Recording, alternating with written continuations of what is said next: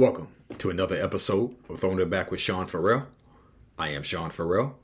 God is great all the time. All the time, God is great. And let's not waste no more time. Let's get right to it. So, I was listening to Jason Whitlock, and he was talking about how Joel Embiid scored 70 points. Okay.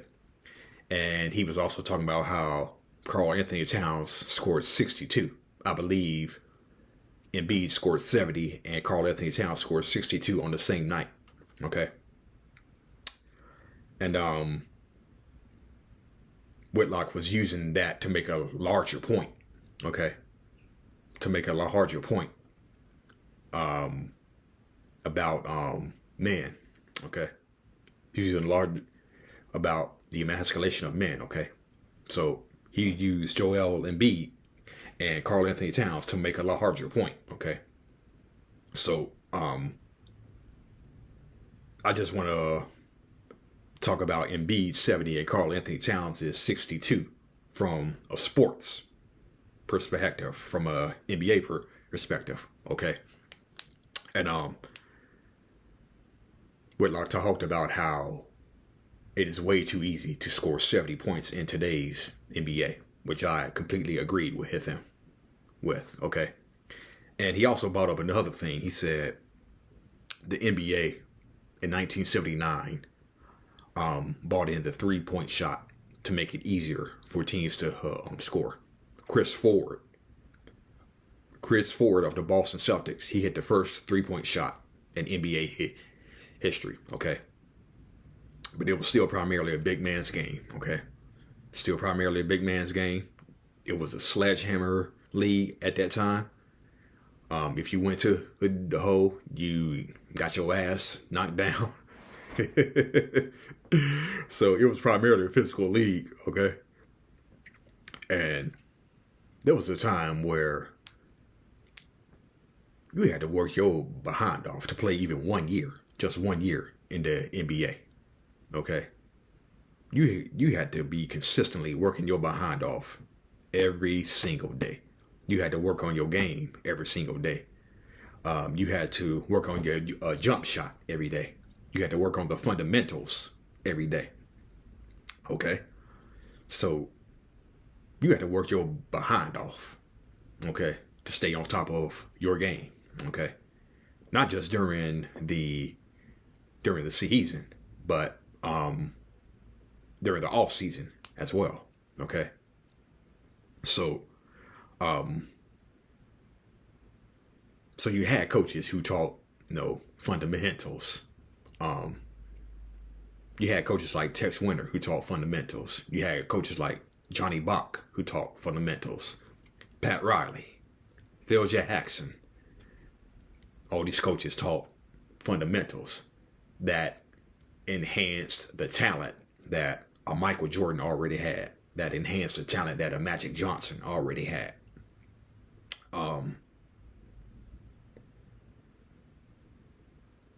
You really had to, if you look at the game of the 60s, 70s, 80s, 90s, on up to the early part of the 2000s, it was about talent, but it was more about fundamentals. Okay. Which is how the Boston Celtics won 8 straight titles, 11 and 13 years. Okay. The Boston Celtics stress fundamentals, which is what every team stressed. The Lakers of the 60s,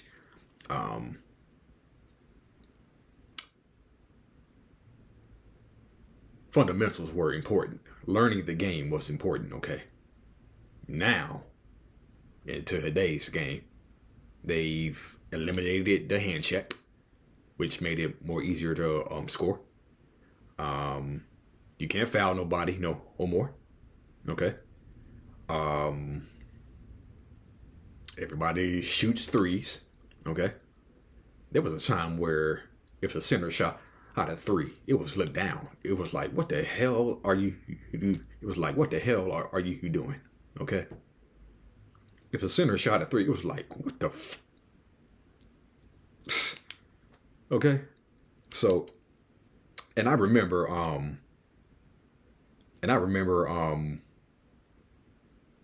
Hakeem Olajuwon, and I remember Shaquille O'Neal shot a three in the 1995 All-Star game, okay? Okay? Okay. You want to shoot a three in the All-Star game? Okay.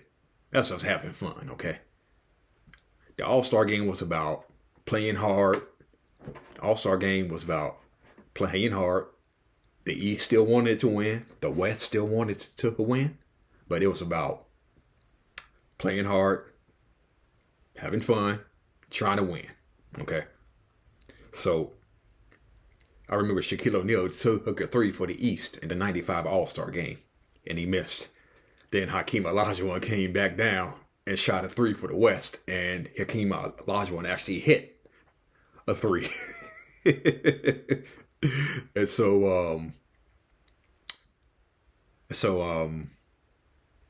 I remember Kareem Abdul-Jabbar in the game against Phoenix in 1987 took a three. He hit it.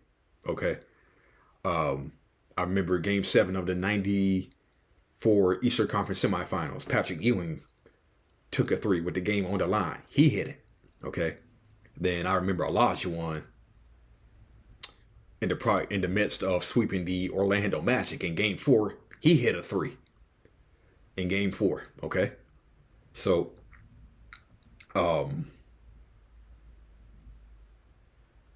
I guess, Olajuwon, players like Olajuwon, Shaq, he didn't shoot many threes. Ewing, centers never shot threes.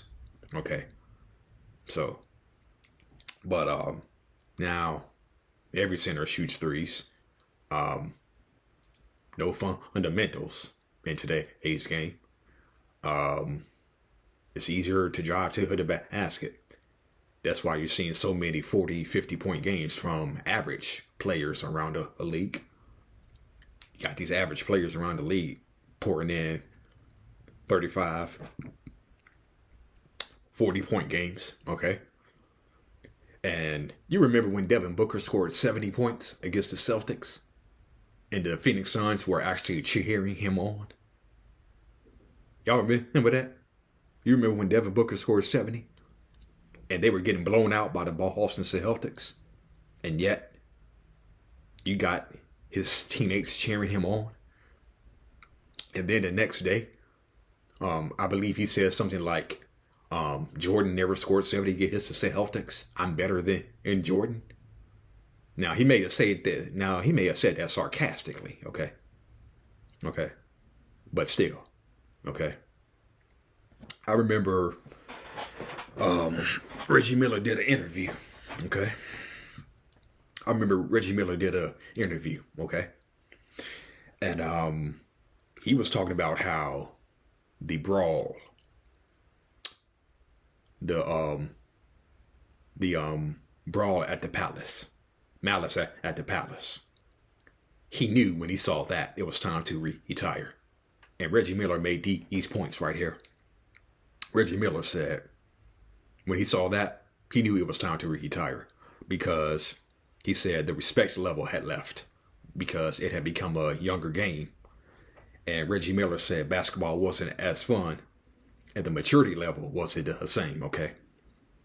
He also said that trying to teach players respect, trying to be on time, trying to learn to play a book. They didn't want to do that. They just wanted to show up, have fun. They wanted no parts of, all of this stuff that Reggie Miller said. They just wanted to show up and have fun. And Reggie Miller said that frustrated him. Okay?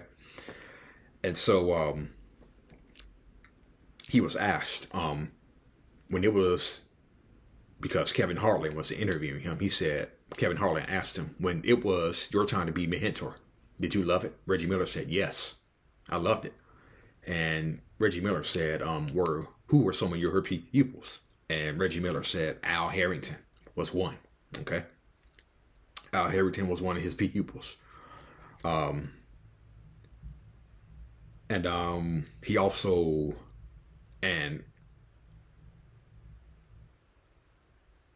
this is this is one of Reggie Miller's forgotten pupils, but Jermaine O'Neal. And I remember watching the documentary, The Malice at the Palace, and Jermaine O'Neal said when he got traded to the Pacers, he was thrilled because it was an opportunity for him to play with Reggie Miller. And so then Jermaine O'Neal said when he got the opportunity to play with Reggie Miller, he told the Pacers, he said, put me next to his locker because I want to talk to him. Okay. So Jermaine O'Neal was one of Reggie Miller's pupils. And that's how Jermaine O'Neal got higher and higher and higher. Okay. And he became a great player. Can't believe he stayed on the bench all those years in Portland. But anyway, yeah.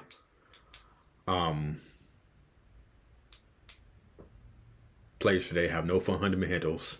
They just want to shoot threes.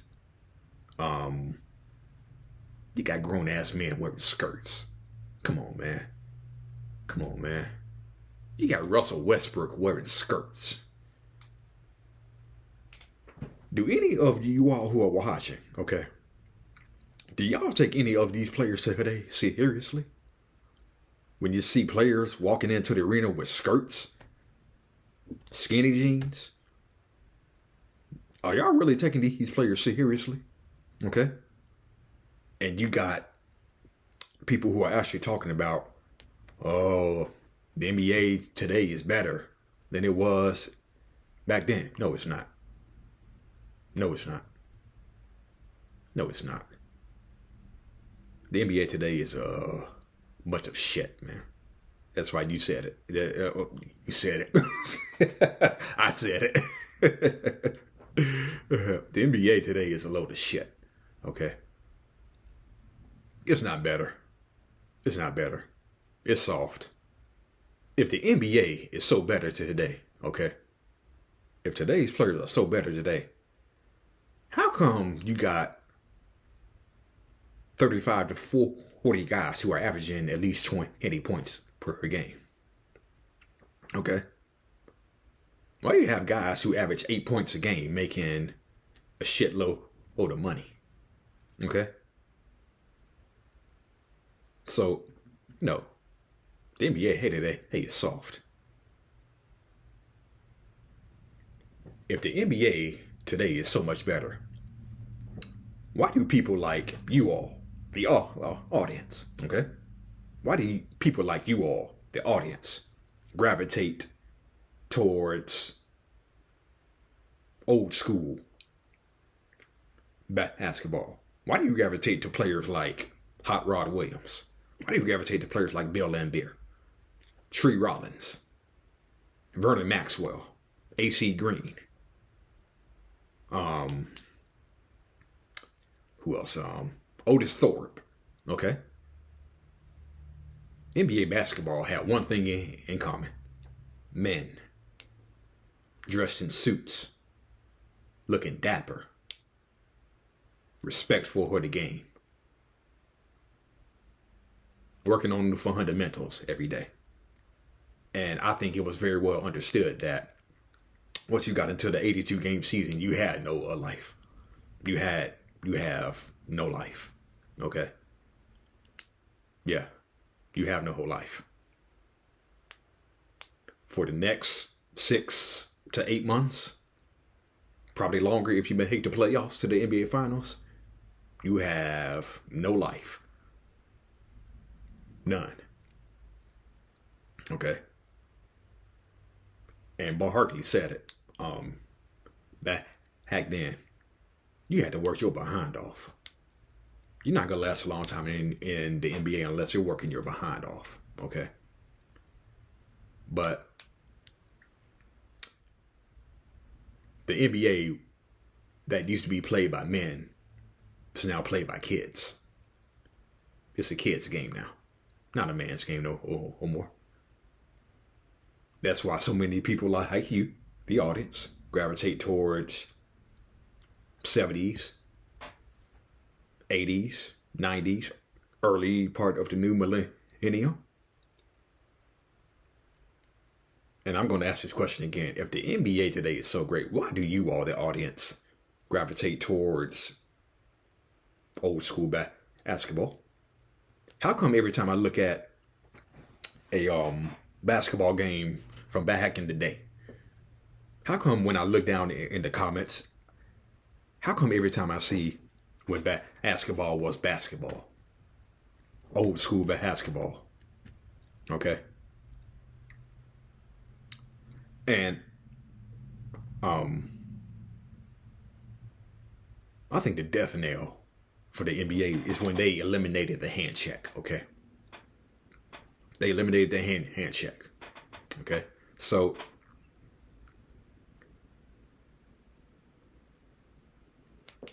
in 1993, there was the Eastern Conference believed that the Western Conference was soft, okay? The Eastern Conference believed that the Western Conference was soft because the West was seen as a run and gun finesse conference, while the East was seen as a sledgehammer conference. You had physical New York, physical Detroit at the time. You had physical Chicago, physical Indiana. Okay. So the East was basically a sledgehammer. It was a sledgehammer. The East was seen as tougher, more rougher, more, what's the word I'm looking here for? Harder working, I guess. Rougher, tougher, harder working. While the West was seen as run and gun. And that's what precipitated the 93 brawl in Phoenix. Okay? That's what precipitated the 93 brawl in Phoenix. Because you had physical New York.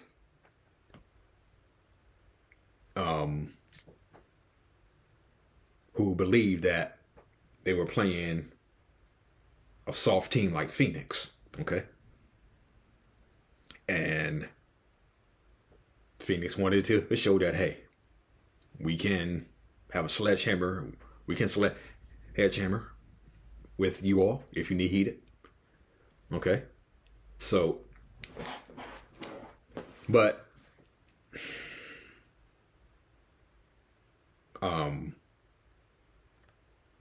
fundamentals have been eliminated. Defense has been eliminated. Hand check has been eliminated. Resistance in the NBA has been eliminated. Okay. That's why you have 900 guys averaging 25 plus points per game. Because resistance has been eliminated. Defense is now no longer allowed. Kobe Bryant talked about all this.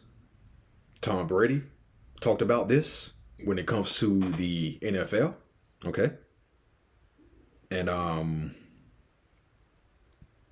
Reggie Miller. I just talked about what Reggie Miller said, okay? But now you got like 700 guys in the NBA averaging 25 plus points because they eliminated resistance. They eliminated defense. Eliminated the hand check.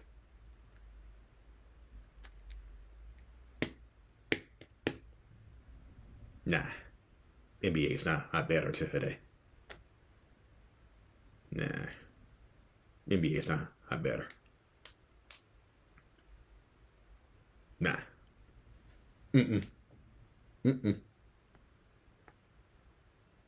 Anybody who tells you otherwise, hey, just laugh at them. Because you all the audience, y'all know the truth. Y'all know the truth. Everybody wants to shoot threes. Everybody wants to shoot threes. Everybody wants to dribble 10,000 times and then shoot. No, every NBA player wants to be a activist. Um,